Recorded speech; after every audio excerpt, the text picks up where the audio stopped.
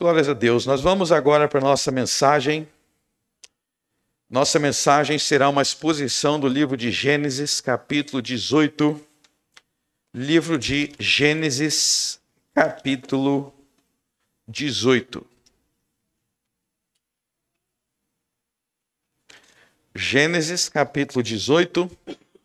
Nós vamos continuar na nossa série de mensagens.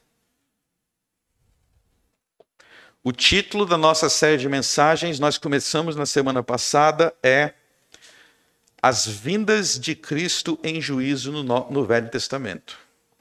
E o sermão de hoje se chama Os Pecados de Sodoma e Gomorra. Os Pecados de Sodoma e Gomorra, parte 2 de nossa mensagem.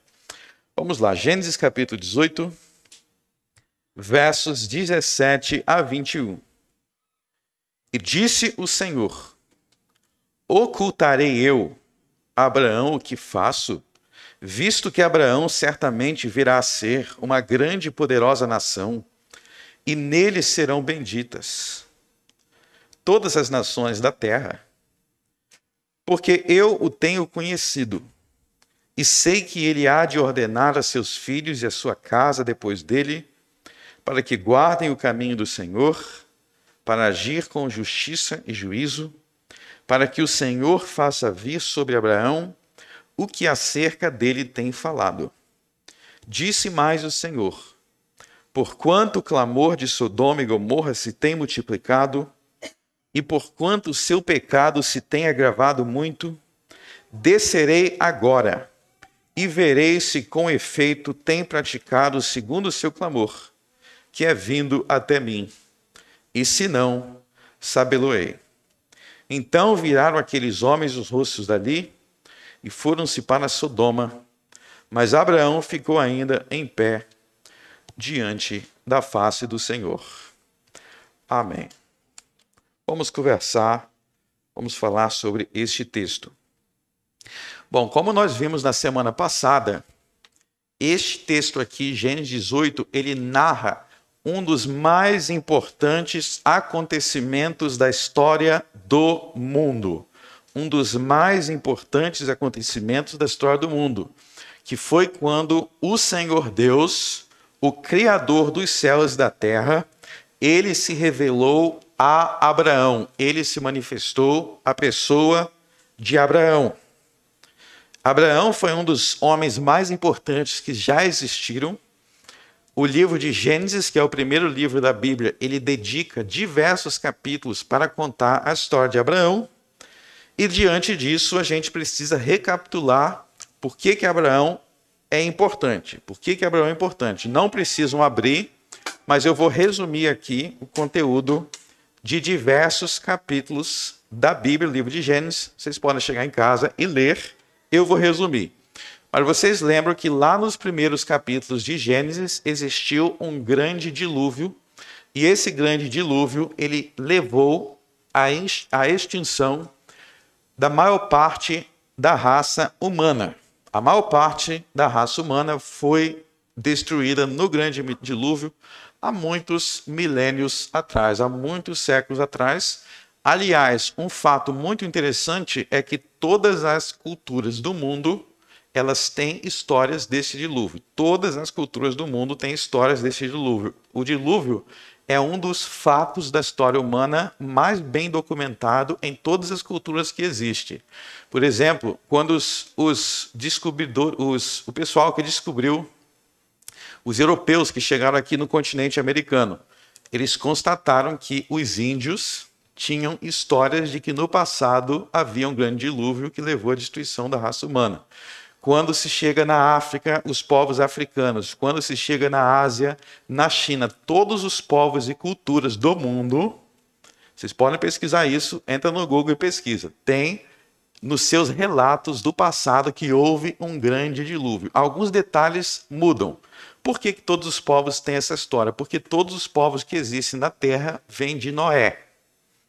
E aí a Bíblia diz que depois desse grande dilúvio, em que uma única família, na verdade, 4 famílias sobreviveram, que foi o próprio Noé e 3 filhos de Noé que eram casados. E a partir dessas 4 famílias, a raça humana voltou a popular a terra. Mas aí eu quero lembrar para vocês que um dos filhos de Noé se chamava Sem. Noé tinha um filho chamado Sem. E ele tinha outro filho chamado Cão. E lá no livro de Gênesis, depois de uma série de acontecimentos, foi declarado por Deus que a partir de Sem viria uma grande bênção de Deus para o mundo. A partir de Sem viria a grande bênção de Deus no mundo. Então você vai lendo lá, vai se passando os anos, aí vem Sem, e aí vem os povos que vêm de Sem, e um dos homens que vem de Sem é Abraão. Aí você chega no tempo de Abraão. E por que Abraão é importante? Ele é o cumprimento da profecia de Sem. E Abraão, ele é o pai da nação de Israel. Ou seja, o povo de Israel, ele vem de Abraão. E por que o povo de Israel é importante? Porque o povo de Israel é de onde veio Jesus, que é o Salvador do mundo. Então, se você parar para pensar, toda a história do Velho Testamento gira em torno de Jesus. Por que é enfatizado tanto Israel no Velho Testamento? Por que não enfatiza a história do Brasil, ou a história da China, ou a história de qualquer outro país? Porque Jesus, ele veio de Israel. A Bíblia não tem como centro a mim, eu não sou o centro da Bíblia, nem você é o centro da Bíblia. O centro da Bíblia é Jesus, e por isso que todas as histórias bíblicas giram em torno do país de Jesus, do povo de Jesus e da família de Jesus. Então você vai lendo o Velho Testamento, você vai vendo que todos os personagens que são enfatizados são os antepassados de Jesus. Abraão é o bota tataravô aí, de Jesus. Depois Davi, Salomão, todos esses homens são a família de Jesus. Então, por que o livro de Gênesis ele dá essa importância para Abraão? Porque Abraão vai ser de onde vai vir Jesus. É por isso, então, que Deus se manifestou, se revelou para Abraão, porque ele está dando início aqui ao plano que vai se concretizar lá na frente, séculos depois. Isso aqui é muitos séculos atrás, tá? Mas é um dos antepassados de Jesus. Então, por isso que a história de Abraão é importante. E vocês lembram que Jesus, que nasceu da Virgem Maria, ele não é somente um homem. Jesus, ele nasceu como um homem há 2000 anos atrás, mas ele também é Deus. Então, por todo o Velho Testamento, Jesus, ele existe como Deus, ele se revela como Deus, até que veio o tempo em que ele se fez homem no Novo Testamento. Então, Velho e Novo Testamento é isso. Velho Testamento é antes de Jesus. Novo Testamento, depois de Jesus. Graças a Deus, nós vivemos no tempo que Jesus já se fez carne. Mas então, aqui, nós vemos que o Senhor, no verso 17 de nosso texto, o Senhor, ele havia se manifestado, ele havia se revelado a Moisés. O Senhor aí é Deus. E ele é Deus, a segunda pessoa da Santíssima Trindade, porque no Velho Testamento Jesus ainda não fez carne, aliás, aqui nem existe Israel ainda, está formando Israel, mas Deus, ele aparece para Abraão, e ele vai revelar, como nós vimos na semana passada, que Sodoma e Gomorra seriam destruídos. Então aqui Deus trouxe, como nós vimos na semana passada, 2 revelações para Abraão. Uma era a revelação da nação que viria de Abraão, que era Israel, que ele diz que Abraão teria um filho, Isaque, e a partir desse filho viria a nação de Israel, de onde viria Jesus, que Jesus nasceria. Mas, além de falar da origem de uma nova nação, Deus revela que Sodoma e Gomorra seriam destruídos. Deus fala, ó, essas duas cidades aqui eu vou destruir, e ele revela isso para Abraão. E a gente tem que se perguntar, por que Deus destruiu Sodoma e Gomorra? Por que Deus destruiu Sodoma e Gomorra e de uma forma muito assustadora? A gente vê que foi de uma forma muito assustadora, com fogo e enxofre subindo, chovendo do céu. Inclusive, há mais ou menos um mês, eu estava lendo sobre uma descoberta arqueológica muito interessante, que hoje já foi descoberto aonde ficava Sodoma e Gomorra, foi descoberto recentemente aí, onde é que ficava a cidade. Mas é uma cidade que foi completamente destruída, não sobrou nada. E o objetivo de nosso sermão hoje é nos perguntar por quê. Quais foram os pecados de Sodoma e Gomorra que levaram a Sodoma e Gomorra a serem destruídos? Bom, o primeiro pecado de Sodoma e Gomorra, como nós vamos aprender no livro de Gênesis, que leva Deus a destruir Sodoma e Gomorra, é o pecado da ingratidão. É o pecado da ingratidão. Presta atenção aí no verso 20, quando Deus fala assim, ó, disse mais o Senhor, porquanto o clamor de Sodoma e Gomorra se tem multiplicado e porquanto o seu pecado se tem agravado muito. Então, quando ele fala aí do clamor de Sodoma e Gomorra, clamor na Bíblia é uma oração em que alguém clama, pede alguma coisa para Deus, normalmente pede por justiça. Então, eu estou clamando para Deus, eu estou sendo oprimido, eu estou clamando para Deus fazer justiça ao meu favor. Isso é um clamor. Então, existe aqui a ideia de que Sodoma e Gomorra tinha gente orando contra eles, orando contra Sodoma e Gomorra. E nós vamos ver que a raiz de todos os pecados de Sodoma e Gomorra, a raiz de todos os demais, tem um monte de pecado, mas a raiz é a ingratidão a Deus e aos homens. Para a gente entender que ingratidão é essa, a gente tem que lembrar dos capítulos anteriores a Gênesis. Novamente, eu vou resumir a história aqui para vocês. Se vocês quiserem anotando os versos para ler em casa, não precisa, mas se quiser anotar. Mas não precisa abrir, eu vou resumir. Em primeiro lugar, quando Deus destruiu Sodoma e Gomorra, quem é que estava em Sodoma? Ló. Vocês lembram que Deus salvou Ló para Ló não morrer. Ló estava em Sodoma. Quem era Ló? Ló era sobrinho de Abraão. Deixa eu recapitular a história. É importante entender Ló para entender essa questão da ingratidão. Ló era sobrinho de Abraão. O pai de Abraão era Terá. O pai de Abraão era Terá. E Abraão era filho de Terá. E Abraão tinha um irmão chamado Arã. Esse Arã, irmão de Abraão, ele era pai de Ló. Ou seja, Abraão era sobrinho, era tio de Ló por meio de Arã. Só que esse Arã, ele morreu cedo. Então Arã morreu cedo e depois da sua morte ele foi morar com Abraão e com o pai de Abraão, Terá, que era o avô dele. Então, para vocês entenderem Ló, vocês têm que entender que o pai de Ló morreu cedo e que, tendo morrido cedo, ele foi acolhido por Abraão e pelo seu pai. Então, Abraão era sobrinho de Ló, mas vivia ali meio como um filho, alguém que morava na casa porque o pai morreu. Então, se vocês entenderem isso, vocês vão entender por que esse apego de Abraão com Ló era quase um filho. Imagina que fosse quase um filho para ele. Abraão era mais velho, era tio, mas o pai morreu. E aí vocês lembram que depois da morte do pai de Abraão, Deus, em Gênesis 12, versos 1 a 3, Deus se revelou para Abraão pela primeira vez. Vocês lembram que foi em Gênesis 12, Deus se revelou a Abraão pela primeira vez, depois que morreu o pai dele. E Deus fez a primeira promessa do que ele faria na vida de Abraão, em Gênesis 12. E vocês lembram que foi aí que Abraão deixou de ser idólatra. Vocês lembram que até então, Abraão, ele adorava falsos deuses, adorava um monte de deuses, imagens, tinha crenças errôneas, e Deus se revelou para Abraão e revelou a ele as suas promessas, o que ele queria fazer na vida de Abraão. E aí Abraão passou a adorar o único Deus verdadeiro, Criador dos céus e da terra. E aí Deus falou para ele pela primeira vez, Abraão, eu vou fazer uma nação de você, essa nação vai servir para abençoar o mundo inteiro, e vocês vão sair da onde vocês estão, você vai sair da onde você está, e você vai para a terra prometida.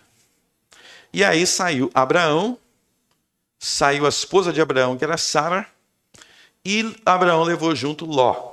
Ló, que era seu sobrinho, porque ele tinha essa relação de pai com filho ali, e todos os servos, porque eles eram muito ricos.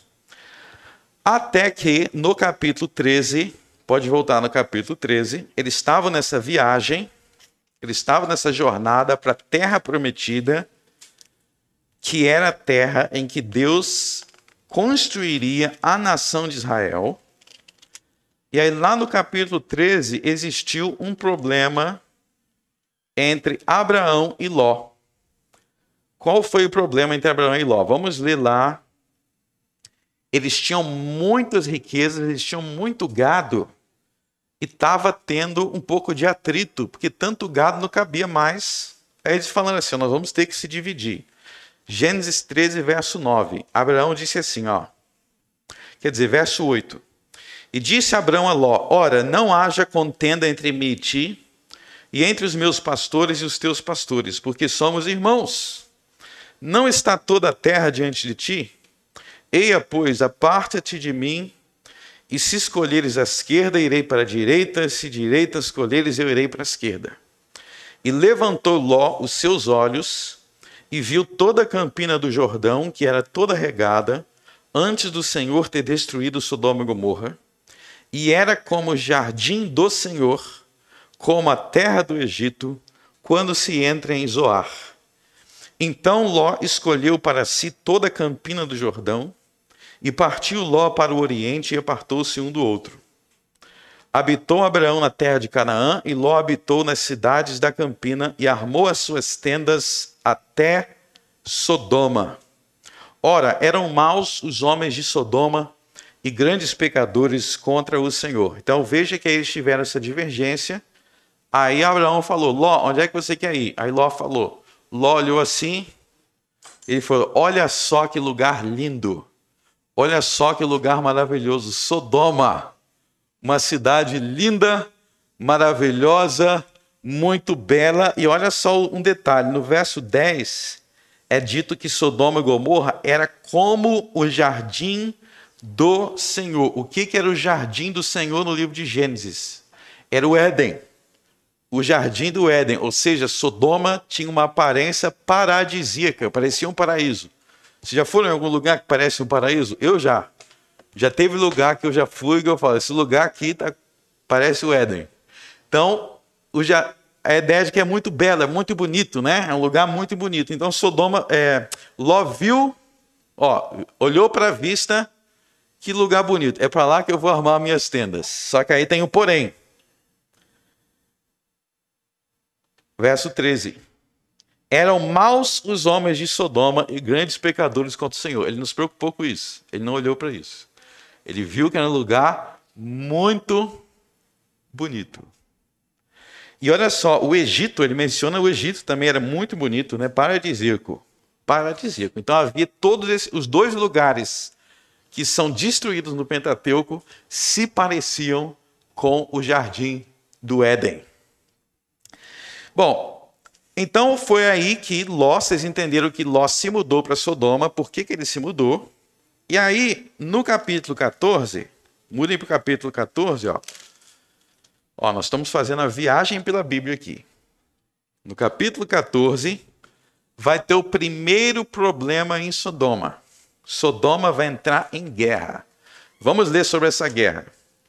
Gênesis 14. Aconteceu nos dias de Anrafel, rei de Sinar, Arioque, rei de Elazar, Kedorlaomer, rei de Elão, e Tidal, rei de Goim, que estes fizeram guerra a Bera, rei de Sodoma, e Birza, rei de Gomorra, e Sinabe, rei de Admá, e Semeber, rei de Zeboim, e ao rei de Belá, este é Zoar. Todos se ajuntaram no vale de Sidim, que é o Mar Salgado. 12 anos haviam servido a Kedorlaomer, mas ao 13º ano rebelaram-se. Para aí que eu vou explicar. Então você está vendo aí que tem vários povos, tem vários reis, que eles estão guerreando. Tem o nome dos reis aí. As mulheres grávidas podem botar o nome dos filhos com esses nomes aqui, né? São nomes bem estranhos, né? Você perguntou, o Kedorlaomerzinho. Mas são os nomes daquela época, daquela região, né? Eles achariam nossos nomes estranhos também. Mas o ponto aqui é que você tem uma guerra, e presta atenção no que está acontecendo. No verso 2 ele cita Sodoma e ele cita Gomorra. Tem outros povos aí. E o que eles falam? Eles declaram independência. Então, no verso 4, quando diz 12 anos haviam servido aqui do Laomer, está dizendo que eles declararam independência. Nós não queremos mais servir esse povo. É igual o Brasil, teve a independência do Brasil, aqui a independência de Sodoma e de Gomorra. E aí, quando eles declararam a independência do povo de Elão, o que aconteceu? Começou uma guerra. Então, começou a guerra aqui, é uma guerra de independência, igual o Rio Grande do Sul também, né? Tentou declarar a independência aí, mas perdeu. Mas, o que acontece aqui? Vocês lembram que quem é que morava lá em Sodoma? Ló. Então, agora Ló, que estava tão feliz com aquele lugar tão bonito, está no meio de uma guerra. Vamos ver agora o que vai acontecer nessa guerra. Nos versos 11... pula para o verso 11, E tomaram todos os bens de Sodoma e de Gomorra, e todo o seu mantimento e foram-se. Ou seja, Sodoma e Gomorra foi completamente saqueado. Tomaram todos os bens, completamente saqueado. Verso 12. Também tomaram a Ló, que habitava em Sodoma, filho do irmão de Abraão, e os seus bens, e foram-se. Até o próprio Ló foi capturado. Agora Ló está em perigo. Ele foi capturado pelo exército estrangeiro, tomou todos os bens dele. Verso 13. Então veio um que escapara e contou a Abraão, o hebreu. Ele habitava junto dos carvalhais de Manre, o amorreu, irmão de Escol, irmão de Aner. Eles eram confederados de Abrão. Ouvindo, pois, Abrão que o seu irmão estava preso, armou os seus criados, nascidos em sua casa, 318, e os perseguiu até Dan. E dividiu-se com eles de noite, ele e seus criados, e os feriu, e os perseguiu até Obá, que fica à esquerda de Damasco. E tornou a trazer todos os seus bens, e tornou a trazer também a Ló, seu irmão, e os seus bens, e também as mulheres e o povo. E os reis de Sodoma saiu-lhe ao encontro, depois voltou a ferir a Quedorlaomar e aos reis que estavam com ele, até o vale de Savé, que é o vale do rei. Então presta atenção, quando Abraão soube que Ló tinha sido capturado, o que Abraão fez? Ele reuniu 318 homens e entrou para a guerra também. Então vocês estão vendo aí, muita gente tem imagem de Abraão, sempre um idoso, um velhinho, né, andando pelo deserto. Abraão viveu muitos anos de vida, nós temos uma história dele com vários anos. Neste momento aqui, Abraão era um guerreiro, era um general. Então vocês viram aqui que Sodoma venceu a guerra, Sodoma estava prestes a ser completamente destruído. Por que Sodoma não foi completamente destruído? Por causa de duas pessoas, Abraão e Ló. Sodoma estava capturado, tinha perdido todos os bens, o povo capturado, as mulheres. Vocês sabem como é que era a guerra naquela época? Quando eles capturavam as mulheres, eles estupravam. Sodoma estava arruinado. Até que entrou Abraão na guerra. E Abraão venceu a guerra e devolveu todos os bens.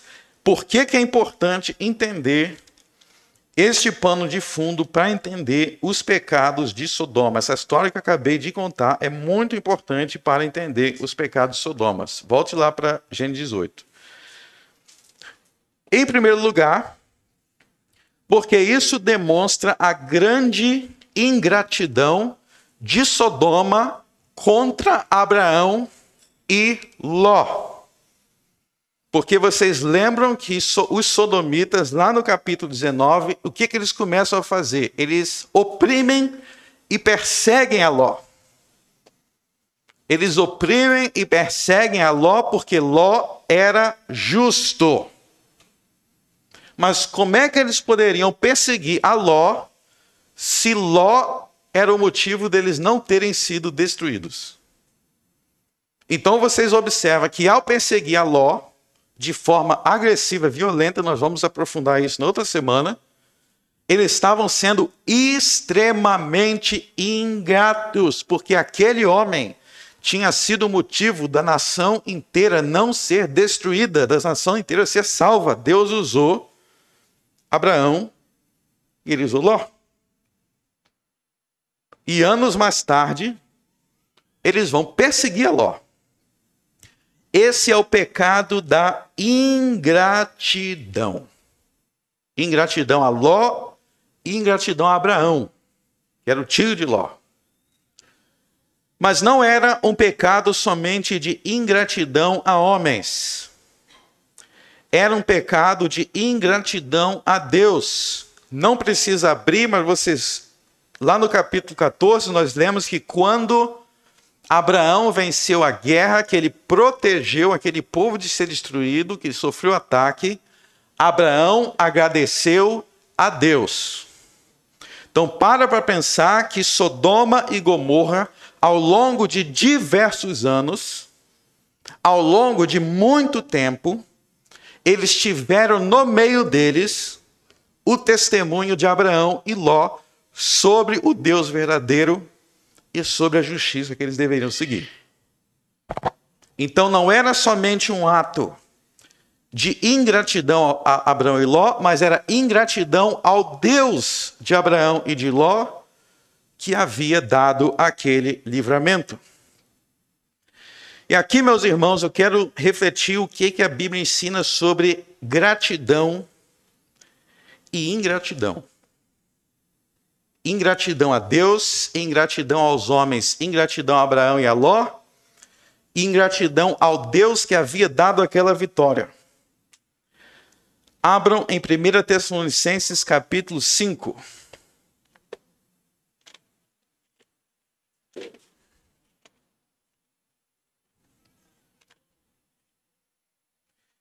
1 Tessalonicenses capítulo 5. Ele vai tratar desta questão nos versos 17 e 18. Orai sem cessar, em tudo dai graças, porque esta é a vontade de Deus em Cristo Jesus para convosco. Orai sem cessar, ou seja, ore sempre, e nas suas orações, em tudo dai graças. Então veja que aqui, que esta aqui, que é a raiz dos pecados de Sodoma e Gomorra, é aquilo que o apóstolo ordena que os cristãos façam sempre. Em tudo dai graças. Esse tudo aí, ele é muito, muito, muito profundo. Outra passagem que fala sobre isso. Romanos capítulo 1.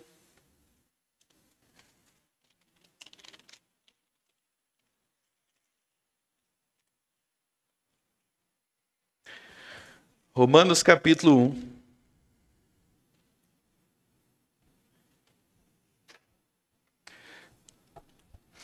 Porquanto, verso 19. Quer dizer, verso 18. Ele diz assim, ó. Porque do céu se manifesta a ira de Deus sobre toda a impiedade e injustiça dos homens, que detém a verdade e injustiça. Veja que no verso 18 ele vai falar que existe uma ira de Deus, e essa ira de Deus é por conta da impiedade e da injustiça dos homens. Ou seja, os homens são injustos, os homens são ímpios, e essa injustiça e essa impiedade faz com que Deus fique irado. Tem gente que pensa que Deus não fica irado. Tem gente que pensa que não existe ira em Deus. Se Deus não ficasse irado, Deus não seria bom.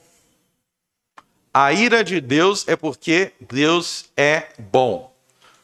É o que a gente vai ver na história de Sodoma e Gomorra. Como assim a ira de Deus é porque Deus é bom? Porque Deus ele vê a injustiça dos homens. Verso 18. Deus vê que os homens são injustos uns com os outros e injustos com Deus. Se Deus não se irasse por essa injustiça, Deus não seria bom. Como é que alguém bom vai ver uma maldade sendo cometido e vai achar bom? É uma forma até da gente medir a nossa própria bondade também, na Bíblia. Quando a gente vê uma injustiça, A gente acha normal? A gente não liga? A gente fica indiferente? Se a gente fica indiferente diante da maldade, nós somos maus.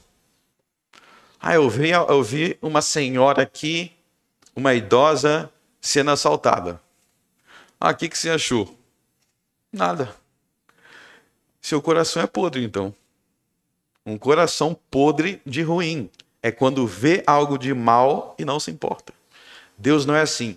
Por isso que Deus se ira. Então, a ira de Deus é uma forma de se refletir a ideia de que Deus, na Bíblia, ele se indigna contra as coisas más que as pessoas cometem. As violações dos seus mandamentos. Deus é um Deus que se ira. Nunca crie uma ideia deturpada de Deus na sua cabeça, como se Deus visse coisas terríveis que se faz e não se importasse. Isso aí não é Deus, isso é o diabo. O diabo, na Bíblia, sim, ele provoca maldades. O diabo e os filhos do diabo, que são os homens que também causam maldades. Deus, ele é amor, Deus é a pura bondade, e por isso ele se ira contra as injustiças dos homens. Aí o apóstolo vai continuar dizendo, no verso 19, ele vai dar mais detalhe do que é essa injustiça do homem. Porquanto que o que de Deus se pode conhecer, nele se manifesta, porque Deus lhe manifestou. Porque as suas coisas invisíveis, desde a criação do mundo, tanto o seu eterno poder como a sua divindade, se entendem e claramente se veem pelas coisas que estão criadas.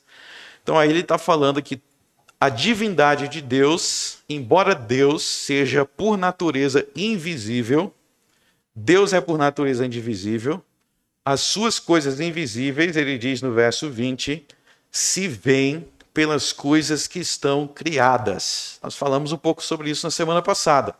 Como assim? Por exemplo, a sabedoria de Deus é algo invisível. Qual é a cor da sabedoria de Deus? Será que é amarelo, vermelho? A sabedoria de Deus não tem cor, não tem aparência, né? Então, a sabedoria de Deus é invisível. Porém, quando você olha para o sol e você percebe que o sol ele nasce todos os dias e que vem a chuva na hora certa e a chuva faz crescer a grama, faz crescer o arroz, faz crescer um monte de coisa. E aí que tem a lua, que tem a noite, que tem o inverno, que tem verão, você começa a observar e você vê a sabedoria de Deus a partir das coisas que estão criadas. Porque Deus criou o mundo de forma inteligente. É isso que ele está dizendo, que a partir da criação, nós vemos os atributos invisíveis de Deus. Que Deus é sábio, que Deus é onipotente. Olha só o tamanho do universo. Ninguém consegue medir o tamanho do universo, mas quando a gente olha para o tamanho do universo, a gente vê que o Criador, para criar isso, ele é todo poderoso. Ele é onipotente. Então, é isso que Paulo está dizendo. Os atributos invisíveis de Deus se veem pelas coisas que estão criadas. Não precisa sair da terra, não. Se vocês veem o que tem debaixo do mar, o funcionamento do organismo humano, tudo isso aponta para os atributos de Deus. E o que o homem precisa fazer? O que o homem, diante desse Deus todo-poderoso, todo-bondoso, totalmente justo, o que ele precisa fazer? Verso 21. Portanto, tendo conhecido a Deus, não o glorificaram como Deus, nem lhe deram graças. Está vendo aí? Nem lhe deram graças. Esse aí é o coração e a raiz do pecado de Sodoma e Gomorra. Tendo conhecido a Deus, como é que os sodomitas conheciam a Deus? Número 1, só olhar para o céu e olhar para o chão e olhar para si mesmo. Você já pode conhecer a Deus pela revelação geral na natureza. É o que Paulo ensina aqui. Em segundo lugar, pelo testemunho de Abraão e de Ló. Eles tinham que olhar para Abraão e para Ló e falar, realmente esses dois aí tiveram um encontro com o Deus verdadeiro, o Criador dos céus e da terra.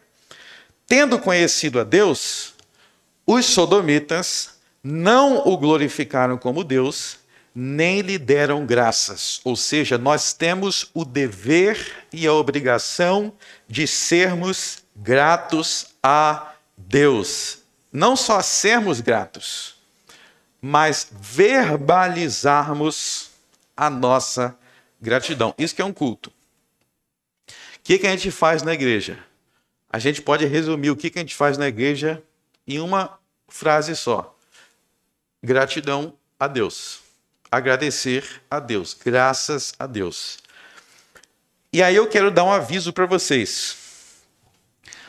Meus irmãos, aqui e também na história de Sodoma e Gomorra, a ingratidão sendo apresentada como a raiz de todos os demais pecados, deixa eu dar um alerta para vocês. Agradecer não é simples. Agradecer não é simples. É porque a gente que simplifica as coisas de modo a diminuir a nossa obrigação. Imagina que eu falo assim para você. Pessoal, ter filho é simples. Ter filho é simples. É só você se casar e ter uma relação com alguém que a mulher vai ficar grávida. Não é simples? Aí você para pensar, será que ter filho é só isso? Será que ter filho é só isso? Não, ter filho inclui, na verdade, uma responsabilidade que você vai ter pela vida inteira. Vamos pensar nesta questão de gratidão. Tem gente que acha que agradecimento só fala assim, ó, obrigado, Deus, amém. Pronto, já agradeci, já não sou um sodomita. Graças a Deus não sou um sodomita, já agradeci, não sou ingrato. Não. Em primeiro lugar, a gratidão na Bíblia, ela se demonstra tanto por palavras quanto por atitudes. Palavras e atitudes. Vamos falar um pouco sobre as palavras. A Bíblia fala sobre ação de graças, como nós vimos aí em 1 Tessalonicenses 5, na oração. E aí ele fala lá, por tudo dai graças. Começa a refletir. Por tudo dai graças. Quer dizer que para você agradecer a Deus da forma que Ele merece, você precisa meditar e entender e aprender sobre todas as obras de Deus. Em tudo dai graças. Então não é tão simples quanto dizer obrigado, Deus. A verdadeira gratidão, ela se manifesta quando você coloca um conteúdo naquilo que é a causa dessa gratidão. Por exemplo, o livro dos Salmos nos ensina a agradecer a Deus por ter criado o sol. Vamos refletir nisso. O livro dos Salmos nos ensina a agradecer a Deus por ter criado o sol, por ter criado a lua. Você já agradeceu a Deus especificamente por isso? Por ter criado o sol? Obrigado, Deus, por mais um dia que nasceu o sol. Deixa eu levar mais a fundo. O Salmo 110 nos ensina a agradecer a Deus pelo sacerdócio de Cristo segundo a ordem de Melquisedeque. O Salmo 110 nos ensina a agradecer pelo sacerdócio de Cristo, segundo a ordem de Melquisedeque. Vamos refletir nisso aqui por um instante. Em primeiro lugar, você sabe o que é o sacerdócio de Cristo? Primeira pergunta. Não sei. Ou sei. Segunda pergunta, você sabe quem é Melquisedeque? Terceiro, você sabe por que o sacerdócio de Cristo é segundo a ordem dele? Se você não sabe nenhuma dessas três questões, então tem algo que a Bíblia manda, tem algo que Cristo fez por você, que você não entende o que é que ele fez. É isso que vocês têm que entender. A gratidão, o agradecer é por tudo o que Cristo fez. E para agradecer por tudo o que Cristo fez, eu preciso saber e entender o que Cristo fez. Eu preciso conhecer as suas obras Eu preciso conhecer o que ele ensinou, eu preciso conhecer o que ele falou. Se eu não conhecer, eu não tenho nem base para agradecer. Agora vocês sabem por que a gente passa. Agora vocês sabem por que a gente passa em nosso culto tanto tempo estudando a Bíblia. Uma das razões para a gente estudar a Bíblia é para aprender a agradecer. Começa a meditar nessa ideia de que para agradecer você precisa aprender. Eu já falei uma coisa que você precisa estudar aqui. Vocês já pararam para pensar que as pessoas mais ingratas são aquelas que não conseguem nem sequer entender por que elas precisam ser gratas?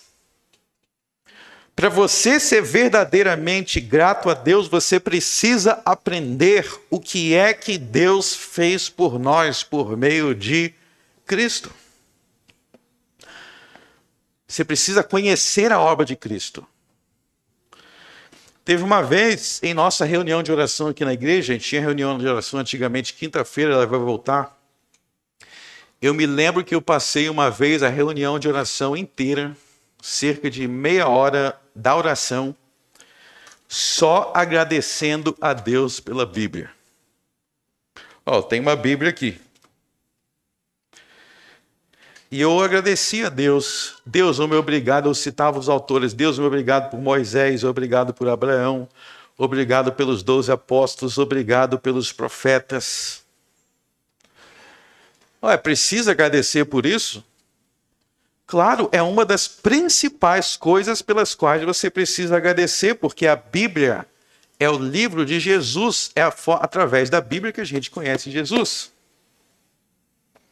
O que eu estou tentando mostrar para vocês é que tem 1 milhão de coisas que Deus faz por nós, tem 1 milhão de maneiras que Deus nos abençoa e que nós somos tão ignorantes sobre as obras de Deus que nós nunca abrimos a nossa boca para agradecê-lo, porque nós não conhecemos as suas obras. É como aquele filho que o pai faz um monte de coisa por ele e ele não consegue agradecer ao pai porque ele não entende o que o pai faz por ele. Ele não sabe que o pai acorda de manhã, vai ralar, o que o pai passa no trabalho, o que o pai enfrenta, o que o pai tem que fazer. O filho não entende nada disso. Aí quando o pai chega em casa, o que ele faz? Reclama. Ele fala assim: pai, eu não queria comer frango. Eu queria comer esse bife aqui, um churrasco. Ele só reclama porque ele não entende tudo que o pai fez para ter aquilo ali. Então, eu estou tentando mostrar para vocês que a ingratidão, ela tem, em grande parte, raiz na ignorância. Nós não temos como agradecer suficientemente a Deus se nós formos ignorantes sobre as suas obras em Cristo. E por isso que vocês têm que ler e estudar a Bíblia para aprender a agradecer. A gratidão não é fácil, a gratidão precisa ser aprendida. Ela precisa ser aprendida. Tanto a gratidão por Deus quanto a gratidão pelo próximo. Quando a gente não conhece a lei de Deus, a gente nem consegue muitas vezes perceber quando o próximo está nos amando tremendamente. A gente não consegue ser grato. Às vezes a gente tem pessoas na nossa vida que fazem coisas grandiosas por nós. A gente é tão burro quanto um sodomita que não consegue enxergar o quanto que aquela pessoa nos amou. Porque os nossos olhos estão fechados. Existem pessoas que não conseguem enxergar o valor do seu cônjuge, do seu marido, da sua esposa, dos seus filhos, dos irmãos na igreja, da igreja, do lugar em que vive, do vizinho, do colega de trabalho, não enxerga as coisas ao seu redor porque tem um coração podre, de ingratidão, porque não tem a lei de Deus para reconhecer as coisas como elas realmente são. Para você reconhecer, para você ser grato, você precisa reconhecer as coisas como elas realmente são. E aí você vai ter motivos, você vai enxergar para agradecer. Como é que esses sodomitas loucos podiam olhar para Ló, um homem justo e íntegro, e falar: vamos arrombar a casa dele e vamos estuprar quem está lá dentro? Que eles queriam fazer isso com Ló. Estupro. Porque a mente deles estavam fechadas. E nós lidamos com pessoas assim todos os dias. A gente vai conviver com pessoas assim. Ainda mais Deus, que é digno de todo louvor e gratidão. Então, se você não quer ser um sodomita, aprenda a ser grato. Este foi o principal pecado de Sodoma, não ser grato a Deus. E nessa ingratidão a Deus, eu quero enfatizar aqui um segundo pecado de Sodoma e Gomorra. O segundo pecado de Sodoma e Gomorra foi a opressão, o desprezo e o maltrato dos pobres. Abram em Ezequiel 16.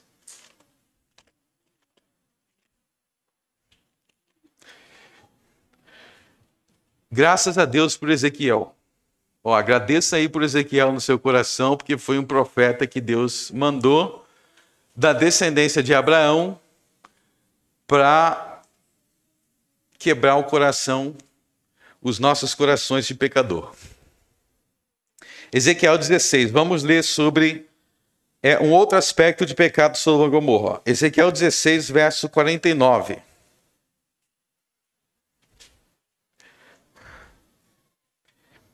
Eis que esta foi a iniquidade de Sodoma, tua irmã.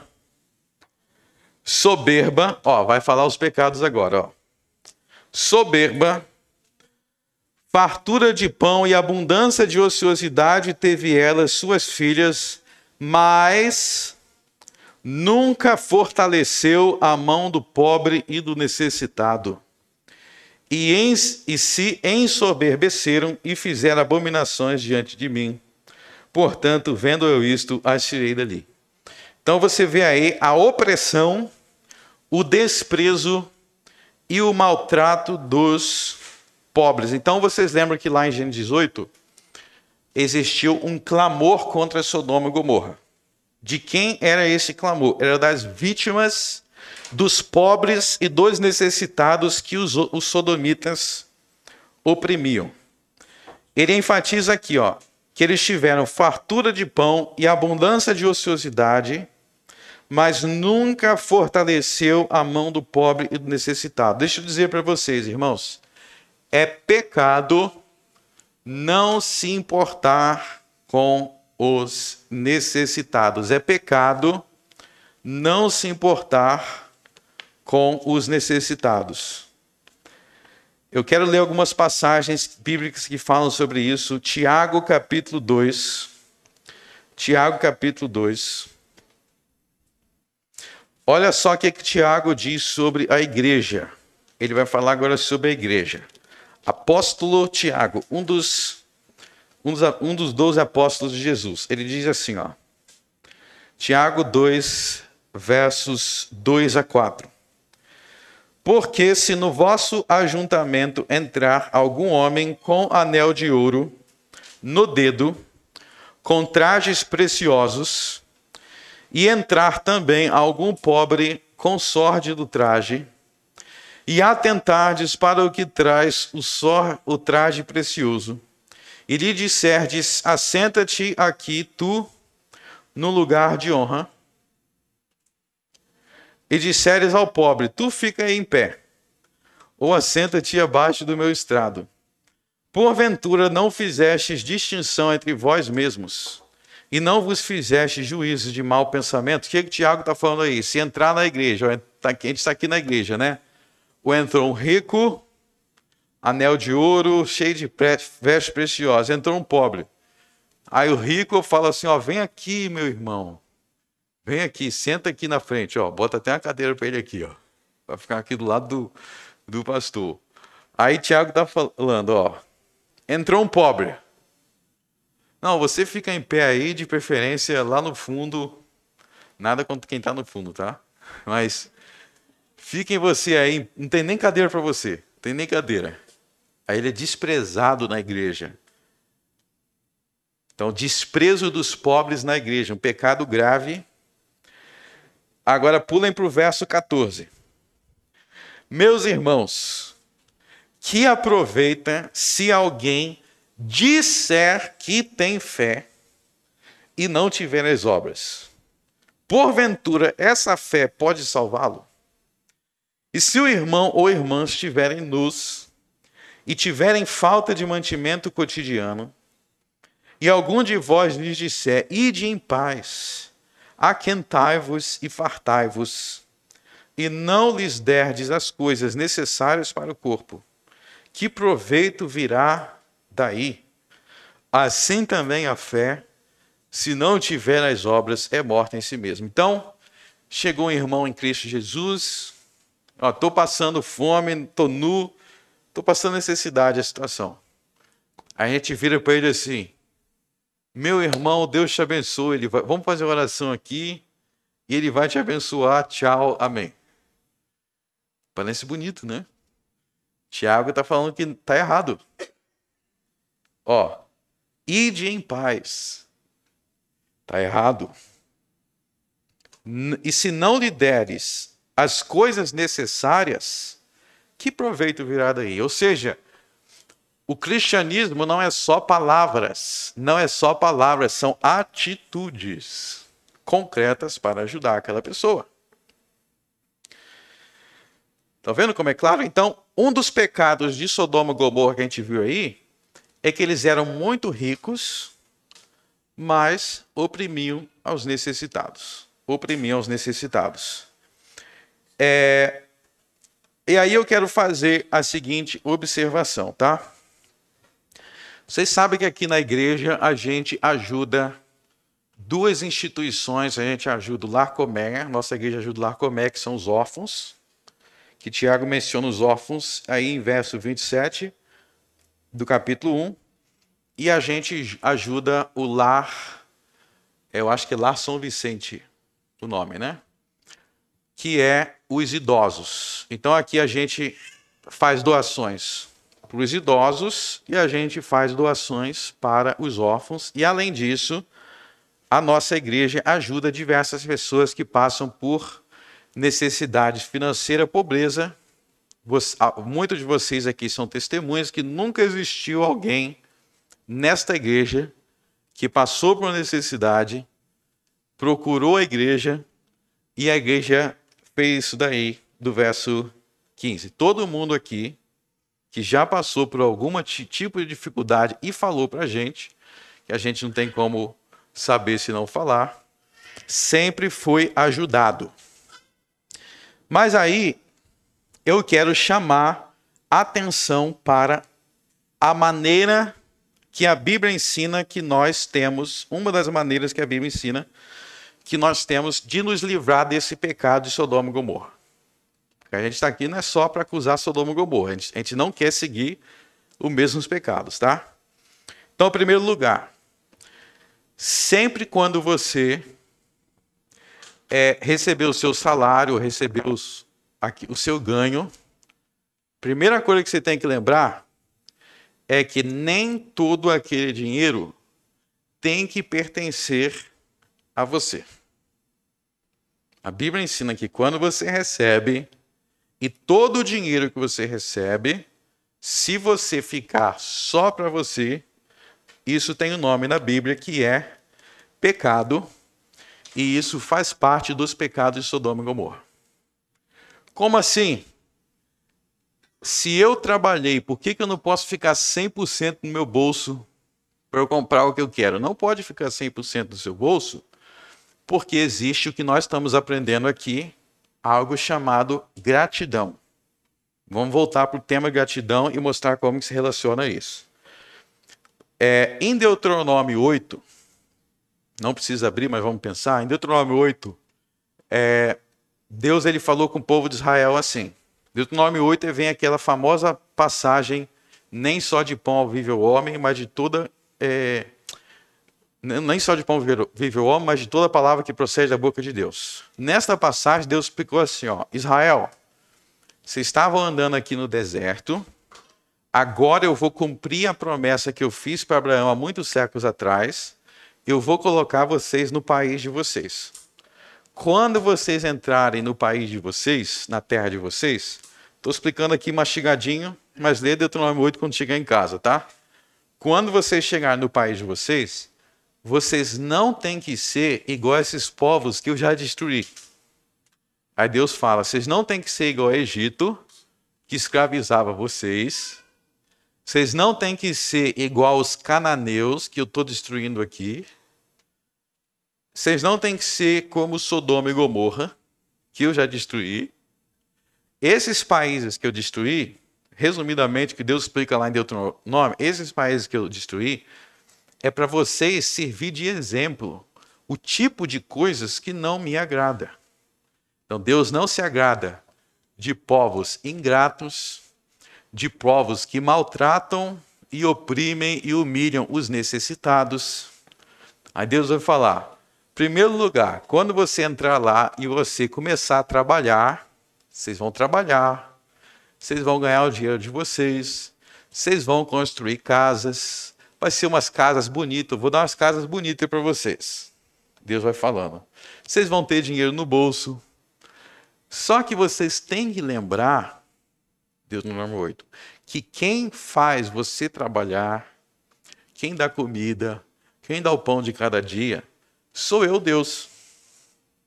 Sou eu, Deus, quem permito que essas coisas, porque se Deus não fizesse, se Deus quisesse falar assim amanhã, ó, a partir de amanhã vai acabar o mundo, não vai ter mais sol. Acaba o mundo amanhã. Não tem ninguém que pode impedir Deus de acabar. O fim do mundo é amanhã. Se Deus quiser, vai ser? Não sei. Mas se Deus quiser, acaba amanhã. Então, se a gente tem vida, se a gente tem respiração, se a gente tem saúde, se a gente tem trabalho, a gente tem que ser grato a Deus. Não está simples de entender? É isso que é Deuteronômio 8. Só que aí, como eu acabei de falar, gratidão na Bíblia não é só abrir a boca para falar. Tem gente que nem faz isso, né? Tem gente que nem abrir a boca para agradecer a Deus, abre. Mas não é só falar. E aí que a Bíblia vai mostrar que uma das formas de você reconhecer que o dinheiro que você tem não vem de você mesmo, mas vem de Deus, é que uma parte desse dinheiro vai ser dedicado a Deus. Se você mantém 100% do seu dinheiro só para ti, a tua gratidão é da boca para fora. Na verdade, você é um ingrato. Porque você não está fazendo pelo próximo o que Deus fez por você. É essa a ideia bíblica. O que Deus fez? Lembra-se do que Jesus disse. O que Jesus disse? Amarás o teu próximo como eu te amei. Amarás o teu próximo como eu te amei. Essa ideia é repetida várias vezes no Pentateuco. Lá no Velho Testamento, essa ideia é repetida várias vezes. Por exemplo, já vamos voltar na parte do dinheiro. Por exemplo, lá no Pentateuco, Deus diz assim, ó. Vocês não vão escravizar, ou não vão maltratar, porque vocês foram escravos no Egito e eu libertei vocês. Então vocês não podem fazer isso com outros povos. Deus fala isso em Êxodo 22. Então, como é que vocês foram escravos maltratados no Egito, vocês vão ir para a Terra Prometida e fazer isso com outros povos? Ou seja, vocês têm que fazer pelos outros o que eu, Deus, fiz por vocês. Façam pelos outros o que eu fiz por vocês. Agora, abrem Deuteronômio 15.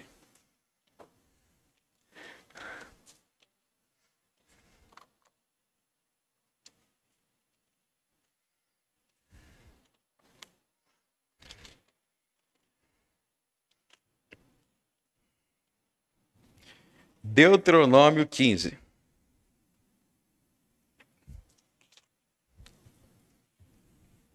Verso 9.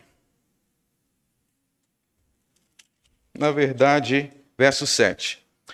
Quando entre ti houver algum pobre de teus irmãos em algumas das tuas portas, na terra que o Senhor teu Deus te dá, não endureças o teu coração, nem fecharás a tua mão a teu irmão que for pobre.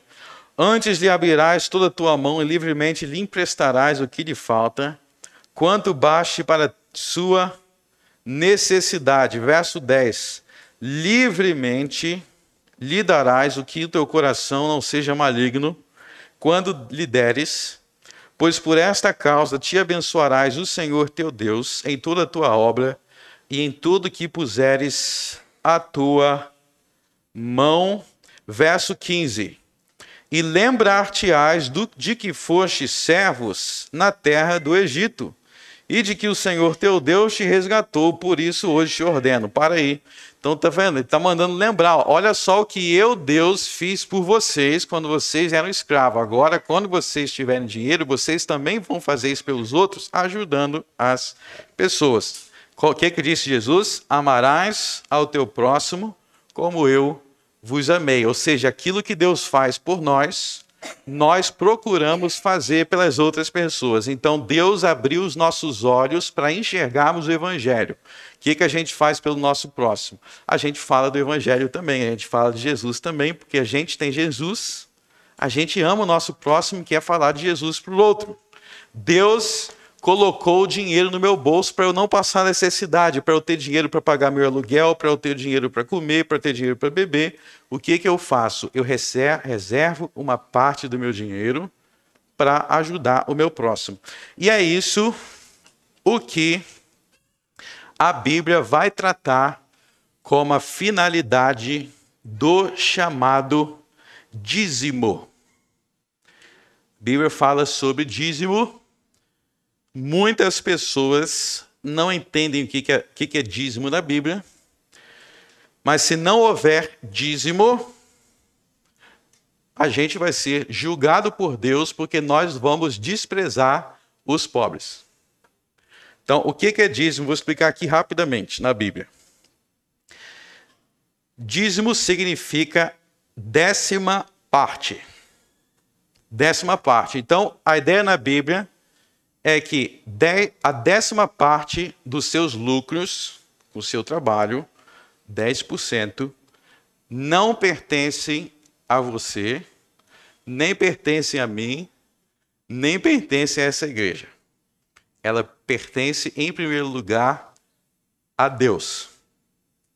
No Velho Testamento, o dízimo tinha que ser dado aos levitas, porque os levitas eram os sacerdotes. Os levitas eram os sacerdotes. Então, para resumir aqui, os sacerdotes de Israel, eles tinham o dever de praticar essas coisas aqui. De ajudar os pobres, o estrangeiro, a viúva, todos necessitados, dentre outras coisas. Então, as pessoas doavam 10% de sua renda para esta causa. Algumas pessoas entendem que no Novo Testamento isso acabou.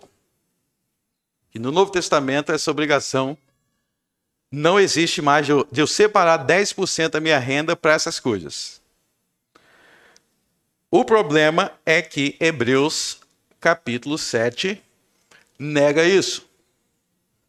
Hebreus capítulo 7 diz que no Velho Testamento, o dízimo era pago a Deus por meio dos sacerdotes levitas, mas que no Novo Testamento, Cristo é o sacerdote segundo a ordem de quem mesmo? Vocês lembraram, né, que eu falei antes. Quem não sabe quem é Melquisedeque, estuda.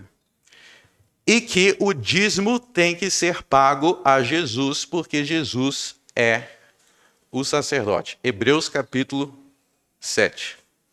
Então, na Bíblia, o dízimo, ele pertence a Deus, e no Novo Testamento, Jesus é o nosso sacerdote, então o dízimo é pago a Jesus. Agora, para que serve esse dízimo? Enxergue da seguinte perspectiva. Jesus, ele é o rei do universo. Olha só o que nós cantamos sobre o rei Jesus no Salmo 72. Volte para o Salmo 72, que a gente cantou aí.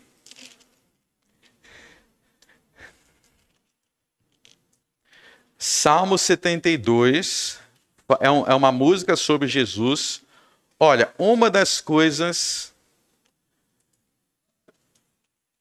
que fala, observem o verso 2. O verso 2 fala sobre os pobres. O verso 4 fala sobre os aflitos. Eu não vou ler o salmo inteiro aí, mas vamos ver o 12. O que o verso 12 fala sobre Jesus? Ó. Porque ele livrará ao necessitado quando clamar, como também ao aflito e ao que não tem o que ajude. Compadecerá do pobre e do aflito, salvará a alma dos necessitados. Então está dizendo aí que Jesus, ele socorre os pobres. Jesus socorre os pobres e os necessitados. Não é isso que o Salmo está dizendo? Ou seja, Jesus não é um sodomita. Jesus, ele se importa com os pobres e necessitados. Aí a pergunta é, qual é o dinheiro de Jesus para ele socorrer os pobres e os necessitados? Para pensar nessa pergunta. Porque se Jesus vai socorrer os pobres e necessitados, Jesus precisa ter a capacidade de ajudar as pessoas. E como é que a Bíblia ensina que Jesus faz isso? Jesus faz isso por meio de sua igreja. Então vocês têm que entender que quando a nossa igreja vai no Lar Colmeia doar para os órfãos do Lar Colmeia, é Jesus que está socorrendo aqueles órfãos. Quando existe um pobre que é necessitado e a nossa igreja ajuda, é Jesus que está socorrendo aquele pobre. Jesus é a cabeça, ele é o rei da igreja. E como que Jesus obtém esse dinheiro? Ele obtém esse dinheiro, Hebreus capítulo 7, pelas pessoas que lembram-se dos pobres, que lembram-se dos necessitados, que lembram-se do reino de Deus, e ao lembrar, não são egoístas, falam, eu vou colaborar com essa causa aqui. Eu vou colaborar com essa causa aqui. E assim, nós somos livres dos pecados dos sodomitas. Uma cultura que preza pelo dinheiro de Jesus. Jesus tem dinheiro na Bíblia. É uma cultura que preza pelo amor ao próximo. É uma cultura de gratidão. Quando nós recebemos dinheiro e fica tudo para mim, isso é um ato de ingratidão, porque você não está amando o seu próximo como Jesus te amou. E aí, para finalizar, eu quero dizer o seguinte. Quando a gente lida com esses problemas, gratidão, abrir o bolso para demonstrar gratidão pelo próximo, ter uma vida de gratidão, ter olhos abertos, ter lábios sempre agradecendo a Deus e ao próximo. Como a gente fala disso, muita gente fala assim, mas eu não tenho condições. Eu não tenho dinheiro para isso. A Bíblia ensina que se você não tem dinheiro para isso, provavelmente um dos motivos é que você é ingrato. E por isso que Deus não te dá mais dinheiro. Quer ver? Abra em... Não sou eu que estou falando.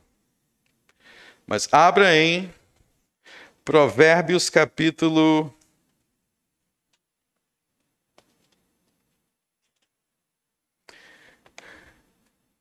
Não, vocês estavam em Deuteronômio, né? Volte para Deuteronômio 15.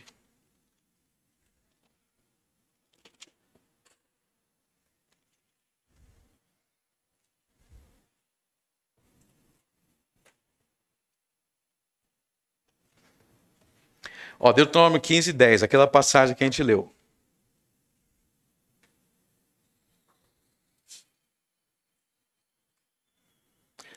Deuteronômio 15, 10.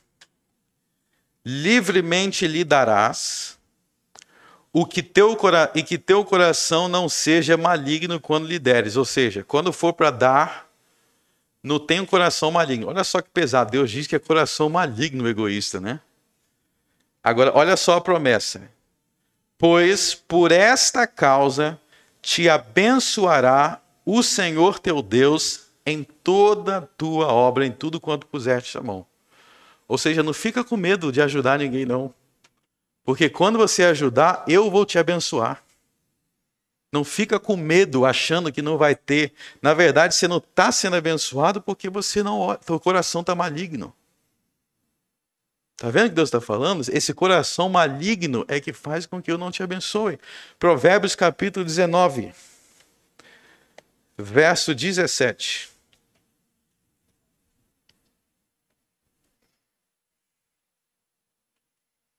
Provérbios 19, verso 17.